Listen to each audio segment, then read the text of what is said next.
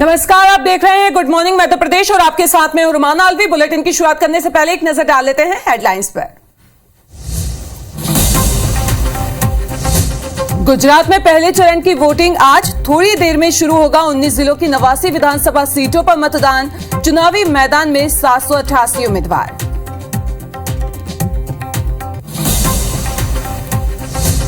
CM Shivraj का बड़वानी दौरा। आज पैसा एक्ट को लेकर जन जागरूकता अभियान में होंगे शामिल। सभा को भी करेंगे संबोधित। सीएम हाउस में जल जीवन मिशन की समीक्षा करेंगे सीएम शिवराज। पानी की उपलब्धता पर होगी चर्चा। हर घर नल से जल पहुंचाने पर फोकस।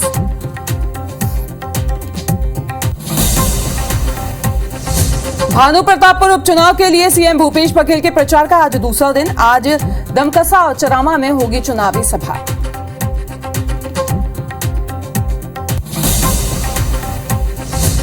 मध्य प्रदेश में राहुल गांधी की भारत जोड़ो यात्रा का नवा दिन। उत्तराखंड के पूर्व सीएम हरीश रावत भी आज यात्रा में होंगे शामिल।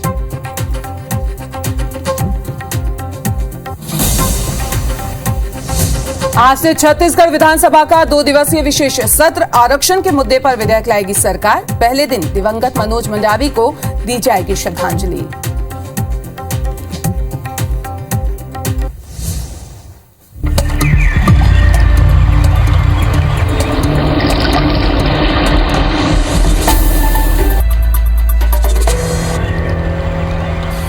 तो चलिए गुड मॉर्निंग मध्य प्रदेश में सबसे पहले बात उज्जैन की कर लेते हैं। आपको बता दें कि राहुल गांधी की भारत जोड़ो यात्रा लगातार मध्य प्रदेश में जारी है और उज्जैन के आरडी मेडिकल कॉलेज से यात्रा की शुरुआत हो चुकी है। आपको यह भी बता दें कि भारत जोड़ो यात्रा का मध्य प्रदेश में आज नवा दिन है और सुबह 10 बजे नजरपुर गांव में यात्रा रुकेगी। उत्तराखंड के पूर्व सीएम हरीश रावत भी यात्रा में होंगे शामिल। राहुल गांधी नुक्कड़ सभा को यहां पे संबोधित भी करेंगे। तो लगातार मध्य प्रदेश में राहुल गांधी की यात्रा का जो काफिला है वो आगे बढ़ता जा रहा है। आपको बता दें कि उज्जैन के आरडी मेडिकल कॉलेज से यात्रा की शुरुआत हो चुकी है। सुबह भारत जोड़ो यात्रा का मध्य प्रदेश में आज नवा दिन है। आपको ये भी बता दें कि सुबह 10 बजे नजरपुर गांव में यात्रा जो है वो रुकेगी। इसमें जो पूर्व सीएम हैं उत्तराखंड के हरीश रावत वो भी शामिल होंगे। साथ ही ये भी बता दें कि राहुल गांधी नुक्कड़ सभा को यहाँ पे संबोधित भी करेंगे। तो जैसे जैसे ये कारवां आगे बढ़ रहा है, लोगों का सपोर्ट राहुल गांधी को यहाँ पे मिलता जा रहा है।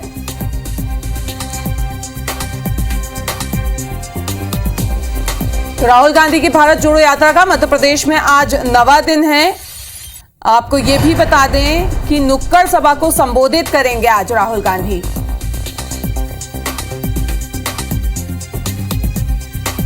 तो आपको बता दें कि मध्य प्रदेश में अंतिम पड़ाव पर जो यात्रा है वो पहुंच चुकी है। इसमें फिल्म एक्ट्रेस स्वरा भास्कर और सीएम हरीश रावत, उत्तराखंड के पूर्व सीएम वो भी शामिल हुए।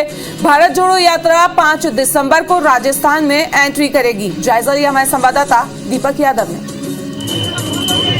मध्य प्रदेश में भारत जोड़ो यात्रा का नवा दिन है। एक दिन के ब्रेक के बाद एक बार फिर से भारत जोड़ो यात्रा चल पड़ी है। उज्जैन से आगर मालवा जिले की तरफ बढ़ रही है और मेरे पीछे आप देख सकते हैं कि आज राहुल गांधी के साथ में फिल्म अभिनेत्री स्वरा भास्कर भी शामिल है। इसके अलावा हरीश रावत जो कांग्रेस के वरिष्ठ नेता है वो शामिल है और ये भी यात्रा लगातार आगर मालवा की तरफ बढ़ती जा रही है। और ये मध्य प्रदेश में भारत जोड़ो यात्रा का अंतिम पड़ाव के तौर पे देखा जा रहा है, क्योंकि उज्जैन के बाद ये आखिरी जिला रहेगा जहां से भारत जोड़ो यात्रा चलेगी। और इस वक्त देख सकते हैं कि बड़ा जन सैलाब लगातार भारत जोड़ो यात्रा के साथ जुड़ रहा है और लगातार ये यात्रा बढ़ती जा रही है। कैमरा पर्सन अखिलेश के साथ दीपक यादव, IVC 24 उज्जैन। तो चलिए, जिस तरीके से हमारे संवाददाता दीपक बता रहे थे कि लगातार यात्रा का जो काफिला है वो आगे बढ़ता जा रहा है और यात्रा में शामिल होने के लिए स्वरा भास्कर भी पहुंची और यात्रा में शामिल हो चुकी हैं। आपको ये भी बता दें एक बार फिर से कि भारत जोड़ो यात्रा का आज मध्य प्रदेश में नवा दिन है और सुबह 10 बजे यात्रा जो है वो नजरपुर में रुकेगी। इसमें उत्तराखंड के पूर्व सीएम हरीश रावत भी यात्रा में शामिल होंगे। और आपको ये भी बता दें कि जब इंदौर में राहुल गांधी की यात्रा पहुंची थी तो उन्होंने वहां की साफ सफाई को लेकर काफी तारीफ की थी और राहुल गांधी उज्जैन पहुंचे तो बाबा महाकाल के उन्होंने दर्शन किए, फिर यात्रा की शुरुआत की। और इसी खबर पर ज्यादा जानकारी के लिए हमारे संवाददाता दीपक हमारे साथ जुड़े हैं, उनका रुख कर लेते हैं। दीपक, अभी यात्रा कहां पहुंची और क्या शेड्यूल रहने वाला है? देखिए, भारत जोड़ो यात्रा उज्जैन से अब निकल चुकी है आगर मालवा जिले के लिए और ये बीच रास्ता है आगर मालवा का। नजरपुर में पहला कैंप रहेगा यहाँ पर, उसके बाद फिर घटिया की तरफ आज रात्रि विश्राम करेंगे। और देख सकते हैं कि बड़ा जनसैलाब इस वक्त मौजूद है। राहुल गांधी के साथ में आज इस यात्रा में फिल्म अभिनेत्री स्वरा भास्कर जुड़ी हुई है, उत्तराखंड के पूर्व मुख्यमंत्री हरीश रावत है, इसके अलावा कांग्रेस के कई लीडर्स मौजूद हैं, साथ ही साथ बिहार के भी कई बड़े कांग्रेसी नेता इस वक्त आज यात्रा में चल रहे हैं। हमारे साथ मौजूद हैं कांग्रेस के स्पोक पर्सन अमीनुल सूरी जी। सर, यात्रा को किस तरीके से देखते हैं आप? अभी तक का रिस्पांस मिला है, अंतिम पड़ाव की तरफ बढ़ रही है यात्रा।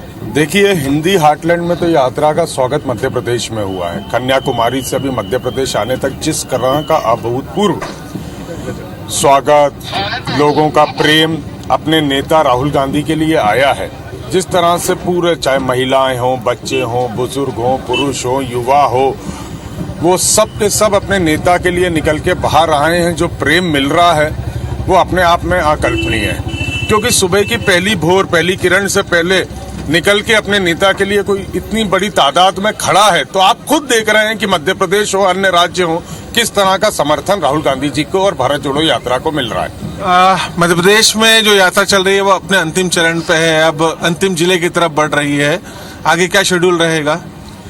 आज घटिया है, फिर आगर शुरू होगा। आगर विधानसभा में प्रवेश करेगी, सुसनेर होते हुए, सोयत कला होते हुए राजस्थान के अंदर प्रवेश करेगी। और राजस्थान पहला कांग्रेसी शासित राज्य होगा जहां पे ये यात्रा प्रवेश करने जा रही है। अच्छा, बुरहानपुर से लेकर अभी तक पूरी हम व्यवस्थाओं की बात करें, जो लगातार लोग जुड़ रहे हैं, व्यवस्थाओं को लेकर कितनी चुनौतियां रही हैं या नहीं रही हैं? निश्चित तौर पे चुनौतियां रही हैं। जब एक जन समुद्र आता है तो उसके लिए व्यवस्थाएं करना, क्योंकि हम मध्य प्रदेश में जिस तरह से यात्रा गुजरी है, इंदौर और उज्जैन को छोड़ के बाकी छोटे शहर थे, तो वहाँ इतनी तादाद में लाखों लोगों की व्यवस्था करना मुश्किल था। पर मैं प्रदेश कांग्रेस कमेटी को धन्यवाद देता हूँ कि इन कठिन परिस्थितियों में जिस तरह लोगों के लिए व्यवस्थाएं की गई, लोगों के लिए पूरी रुकने, ठहरने, खाने की व्यवस्था बनाई गई। कोई भारत जोड़ो यात्रियों की तो व्यवस्था थी, पर पूरे प्रदेश से जो लोग आ रहे थे राहुल गांधी के लिए, उनके लिए ठंड के मौसम में समुचित व्यवस्था करने के लिए माननीय कमलनाथ जी का बहुत बहुत आभार है। लगातार ये यात्रा बढ़ रही है। उज्जैन में बड़ी जनसभा को संबोधित किया, लोग काफी संख्या में आए। अब लगता है कि राजस्थान में भी ऐसे ही रिस्पांस रहने वाला है? निश्चित तौर पे आप देखिए, इस यात्रा को कन्याकुमारी से केरल गई, केरल से बढ़कर कर्नाटक में मिला, कर्नाटक से बढ़कर तेलंगाना, महाराष्ट्र में आपने सबने देखा, और महाराष्ट्र से बढ़कर मध्य प्रदेश हुआ। तो मैं उम्मीद करता हूं कि राजस्थान हो, दिल्ली हो, पंजाब हो, हर जगह एक कदम आगे बढ़ के लोग राहुल गांधी जी के लिए निकलेंगे। और कश्मीर में लगभग इतनी लोगों की संख्या हो सकती है कि जो कल्पना से परे होगा। तो बिल्कुल लगातार भारत जोड़ो यात्रा आगे बढ़ रही है। रुमाना, ये उज्जैन से आगर मालवा जिले की तरफ बढ़ रही है और 5 तारीख की भोर में भारत जोड़ो यात्रा राजस्थान में दाखिल हो जाएगी। बिल्कुल, तो कह सकते हैं कि अभी आगर मालवा क्रॉस कर चुके हैं, लगातार जो काफिला है वो चलता ही जा रहा है। इस तमाम जानकारी के लिए आपका बहुत बहुत शुक्रिया दीपक। तो चलिए आपको बता दें कि भारत जोड़ो यात्रा में शामिल होने के लिए 70 साल के बुजुर्ग राम सूरत सोनी अयोध्या से साइकिल से ही निकल पड़े हैं। 6 दिन की यात्रा के बाद वो पन्ना पहुंचे हैं। राम सूरत सोनी ने बताया कि अयोध्या से 6 दिन साइकिल चलाकर आज पन्ना पहुंचे हैं और राहुल गांधी से मिलने की आस को लेकर यात्रा में शामिल होने पहुंच रहे हैं। जब तक यात्रा राजस्थान पहुंचेगी, हम भी साइकिल से पहुंच जाएंगे। हम जा रहे हैं राहुल गांधी जी के भारत जोड़ो यात्रा में। जहाँ भी मिलेंगे, बगैर मिले वापस नहीं जाएंगे, हम घर चलेंगे। तो हमारी भी यात्रा चल रही है। भारत जुड़ा है हिंदू, मुस्लिम, सिख, ईसाई, सब आपस में भाई भाई, सबको जोड़ने के लिए ये भारत यात्रा चल रहा है। तो चलिए भोपाल से इसी बीच बड़ी खबर आपको बता दें, जहां सीएम हाउस में जल जीवन मिशन पर अहम बैठक होने वाली है। सुबह 11:30 बजे सीएम हाउस में ये बैठक होगी। आपको ये भी बता दें कि जल जीवन मिशन को लेकर एक्शन मोड में है सीएम शिवराज। परियोजना में पानी की उपलब्धता के संबंध में चर्चा करेंगे। योजना की स्थिति और क्रियान्वयन पर भी यहाँ पे चर्चा की जाएगी। बैठक में अधिकारियों को जरूरी दिशा निर्देश भी सीएम दे सकते हैं। तो एक्टिव मोड में सीएम शिवराज नजर आ रहे हैं।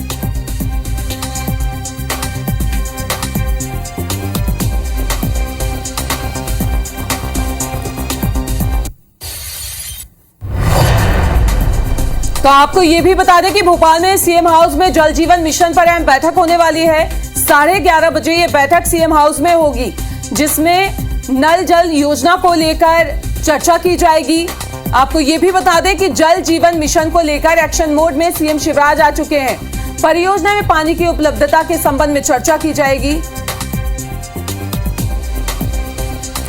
और योजना की स्थिति और क्रियान्वयन पर भी यहां चर्चा की जाएगी। आपको ये भी बता दें कि सीएम हाउस में ये बैठक होने जा रही है और काफी अहम ये बैठक मानी जा रही है। तो चलिए आपको ये भी बता दें कि सीएम शिवराज आज बड़वानी के दौरे पर रहने वाले हैं, जहां वो पैसा एक्ट को लेकर जन जागरूकता अभियान में शामिल होंगे। सेंधवा के ग्राम चाचरिया में ये कार्यक्रम आयोजित होगा। जागरूकता अभियान के तहत सभा को संबोधित भी सीएम यहां पे करेंगे। जनजातीय वर्ग के लोगों को समझाएंगे एक्ट के बारे में।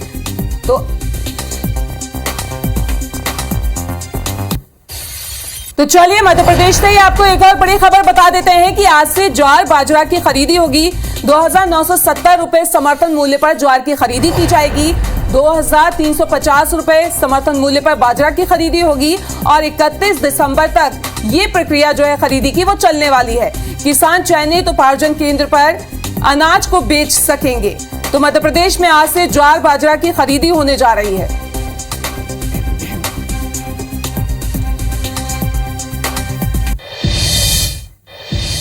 और इसी खबर पर ज्यादा जानकारी के लिए हमारे संवाददाता विवेक हमारे साथ जुड़ रहे हैं, उनका रुख कर लेते हैं। विवेक, एक तरफ तो बैठक होने जा रही है, सीएम बड़वानी के दौरे पे भी रहने वाले हैं, क्या शेड्यूल रहने वाला है आज पूरा?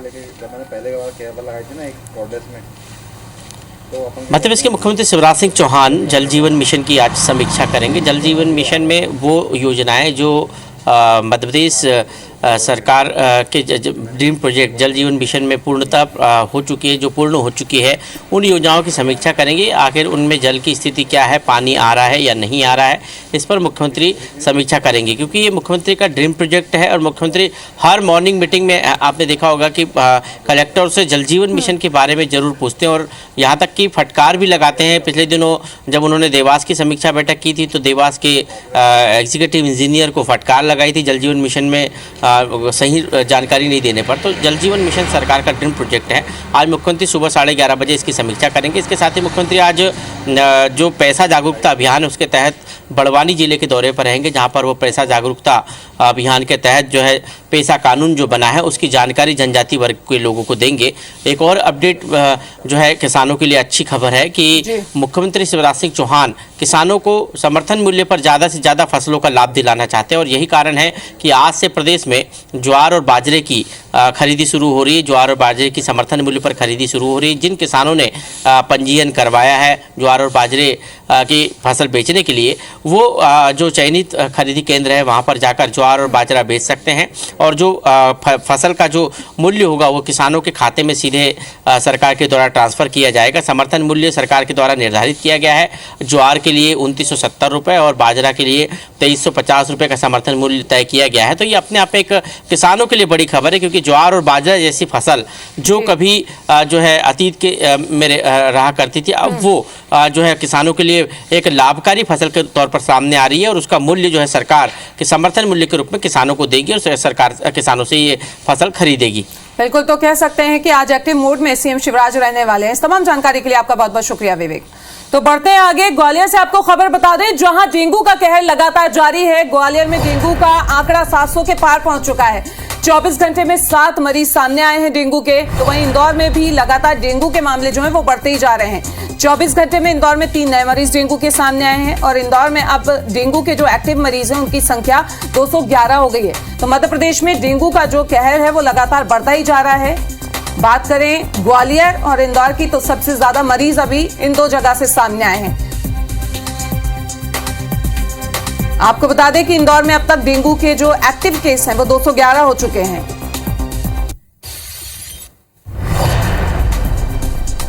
पहले ही सबसे महंगी बिजली वाले राज्य में शुमार मध्य प्रदेश में एक बार फिर से बिजली के दाम बढ़ सकते हैं। प्रदेश की बिजली कंपनी ने एक बार फिर घाटे का रोना रोकर बिजली के दाम बढ़ाने की मांग की है। बिजली कंपनियों की तरफ से एमपी पावर मैनेजमेंट कंपनी ने राज्य विद्युत नियामक आयोग में ट्रैफिक याचिका दायर की है और साल 2023-24 में बिजली के दाम औसतन 3.2% बढ़ाने की मांग यहां पे की है। बिजली कंपनियों ने अपनी आय 48,000 करोड़ दिखाकर 49,500 करोड़ रुपए की राजस्व बताई है। साथ ही 1500 करोड़ का घाटा बताकर बिजली के दाम 3.2% बढ़ाने की यहां पे मांग की है। मध्य प्रदेश राज्य विद्युत नियामक आयोग ने इस ट्रैफिक याचिका पर 6 दिसंबर से सुनवाई करना तय किया है।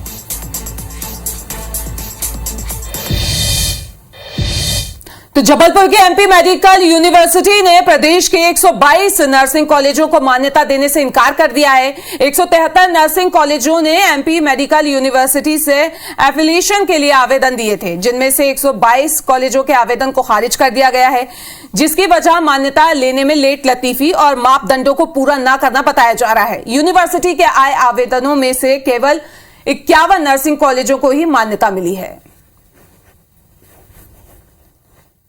जिन नर्सिंग कॉलेजेस का नाम सीबीआई इंक्वायरी में था या जिनके केसेस हाई कोर्ट में पेंडिंग थे, उनको मान्यता देने का सवाल ही नहीं उठता, इसलिए उनके स्ट्रिक्टली जो है उनकी मान्यता में उनको कंसीडर नहीं किया गया। 173 करीब कॉलेज थे, उसमें से 51 कॉलेज इनको मान्यता दी गई है।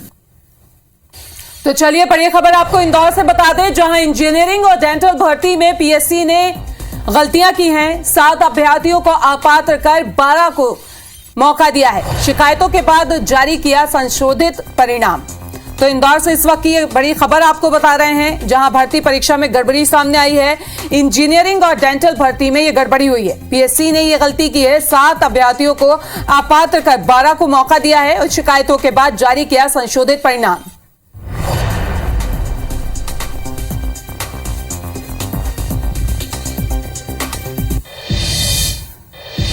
तो खंडवा में दलित युवती से छेड़छाड़ मामले को लेकर हिंदू संगठन ने सीएसपी कार्यालय का घेराव कर दिया।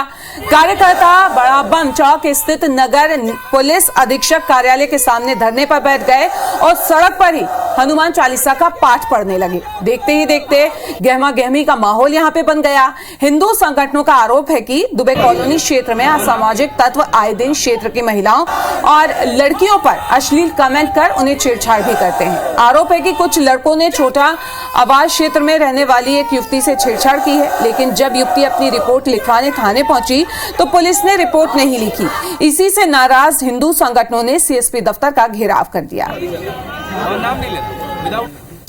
इस प्रकार की घटनाओं को अब सहन करने की समाज में शक्ति नहीं है और सारी घटनाएं उजागर हो जाती है। तो कल एक बहन जब अपने द्वारा छेड़खानी की गई उसके ऊपर, तो उसकी एफआईआर दर्ज करवाने जब वो थाने जाती है तो उसकी एफआईआर लिखी नहीं जाती 3 घंटे तक। इस विषय में एक युवती ने शिकायत दर्ज कराई है कि उसके साथ छेड़छाड़ की घटना हुई है। हम इस संबंध में जो भी है वैधानिक कार्रवाई कर रहे हैं।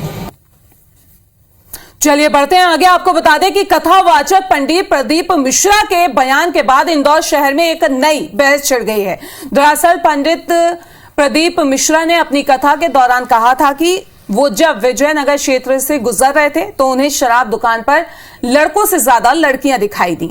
उन्होंने कहा कि ये शहर ही नहीं बल्कि बाहर की लड़कियां हैं जो इंदौर का माहौल खराब कर रही हैं।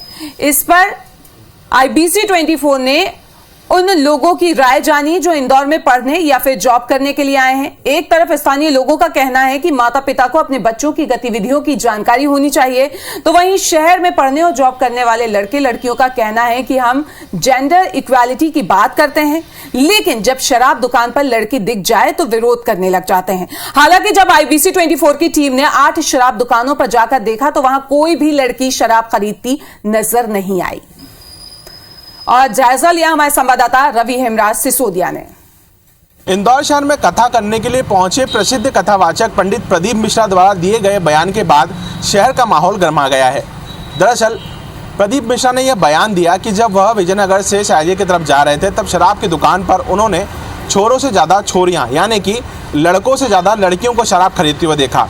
उसके बाद वे कहते हैं कि शहर का माहौल इंदौर की लड़कियां नहीं बल्कि बाहर से पढ़ने आने वाली लड़कियां शहर का माहौल खराब कर रही हैं। दूसरी ओर जब हमने बाहर से पढ़ने आए लड़के लड़कियों से यहां पर बात की तो उनका कहना है कि जेंडर इक्वालिटी की जब बात होती है तो उसमें लड़के क्या और लड़कियां क्या। जब लड़का शराब खरीद सकता है तो शराब की दुकान पर जाकर लड़कियां शराब क्यों नहीं खरीद सकती। दोनों तरफ से अपने अपने तर्क निकल कर आ रहे हैं। जहां इंदौर के लोग यह कह रहे हैं कि ये कल्चर गलत है। वहीं दूसरी ओर इंदौर में बाहर से काम करने आए लड़के लड़कियों का कहना है कि वे खुद के कंधों पर खड़े होने के लिए यहाँ पर आए हैं, अपना पैसा कमा रहे हैं, अपने पैसे से अपने शौक पूरे कर रहे हैं। जेंडर इक्वालिटी की यदि बात हो रही है तो फिर ये सवाल क्यों खड़ा किया जा रहा है? कैमरा पर्सन नंदन सिंह पवार के साथ रवि हिमरा सिसोदिया, इंदौर। तो चलिए आपको बता दें कि कथावाचक पंडित प्रदेश मिश्रा ने इंदौर की लड़कियों को लेकर विवादित बयान तो दिया। भोपाल सांसद प्रज्ञा सिंह ठाकुर भी लड़कियों के खाने पीने और पहनावे को लेकर बयान अक्सर देती नजर आती हैं। आपको बता दें कि धार्मिक हो या सियासी, आखिर इन बयानों ने भोपाल की लड़कियां कितना इत्तेफाक रखती हैं, आइए आपको बता देते हैं। लड़कियां अपनी मर्जी से जी सकती हैं और वो कुछ भी कर सकती है, वो उनकी लाइफ है। अगर उसके घर वाले अगर उन्हें कुछ नहीं बोल रहे हैं तो पब्लिक बोलने वाली कोई भी नहीं होती है। लड़कियों को क्या पहनना है क्या नहीं वो लोग डिसाइड नहीं कर सकते, वो हमारे ऊपर है, हमें क्या पहनना है क्या नहीं वो हम डिसाइड करेंगे। और जब हमारे पेरेंट्स हमें फ्रीडम दे रहे हैं तो सोसाइटी को क्या प्रॉब्लम है? तो ये बिल्कुल ही गलत है। किसी को ये नहीं कहना चाहिए कि वो क्या पहने, क्या खाएं, कैसे रहें, कैसे ना रहें। ये इंडिविजुअल चॉइस है। और आज के समय में जब लड़कियां इतनी आगे बढ़ रही हैं तो उन्हें बिल्कुल किसी तरह की कोई बंदिश ना करते हुए खुले विचारों से अपनाना चाहिए। उनकी फैमिली को प्रॉब्लम नहीं है तो पब्लिक जो होती है वो कोई नहीं होती है जज करने वाली। वो उनको खुद को अपने आप में होना चाहिए कि वो किस टाइप के जो है क्लॉथ वेयर कर रही है। मिट्टी का टीला गिरने से एक बच्चे की मौत हो गई है तो एक गंभीर रूप से घायल हो गया है। हादसा तब हुआ जब बच्चे खेल रहे थे। मामला पवई थाना क्षेत्र के गिरिया कला का है। जानकारी के मुताबिक शरद लोधी और शिवम दोनों बच्चे खेल रहे थे, तभी अचानक मिट्टी का टीला दोनों के ऊपर जा गिरा और आनंद फानन में लोग दोनों को बाहर निकालने लगे, लेकिन एक बच्चे की जब तक मौत हो चुकी थी वहीं दूसरे का इलाज अभी भी जारी है। अच्छा जब गया जब आपको पता चला है? तो बता दें कि शिवपुरी कोतवाली के तहत आने वाले ग्राम सिंह निवास के पास एक घर के सामने लगे रेत के ढेर से छुपकर विस्फोट किया गया। विस्फोटक की सूचना मिलते ही पुलिस ने उस पूरे इलाके को अपने कब्जे में ले लिया। ग्वालियर से विस्फोटक स्क्वाड को बुलाया गया और स्क्वाड ने विस्फोटक को नष्ट कर दिया। इससे सबको चौंकाने वाला तथ्य सामने आया है कि जिस घर के सामने ये विस्फोटक मिला उस घर में आज एक बालक का जन्मदिन है और बर्थडे गिफ्ट देने का एक अज्ञात फोन सुबह उसके पास आया था, जिसे कॉल करने वाले ने कहा था कि तुम्हारे नाती कुणाल का जन्मदिन है, सरप्राइज देना है। अब पुलिस ने मामले की जांच शुरू कर दी है। इस मामले में बताया जा रहा है कि 3 अलग अलग रंग तार रेत के ढेर से निकलकर फ्लाईओवर के पास तक बिछे हुए थे। ऐसा माना जा रहा है कि फ्लाईओवर के पास से बैठकर उस विस्फोटक में विस्फोट करने की तैयारी थी।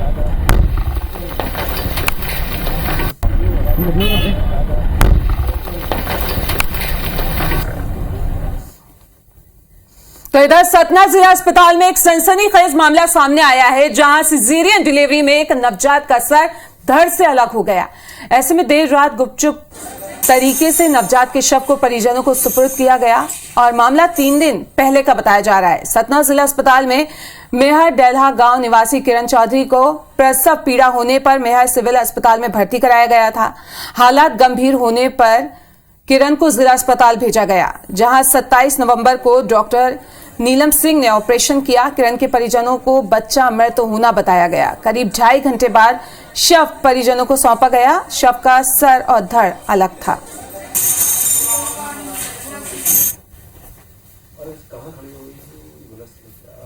और इस बुलेटिन में अभी के लिए फिलहाल इतना ही। आगे देखिए सितारे हमारे। नमस्कार।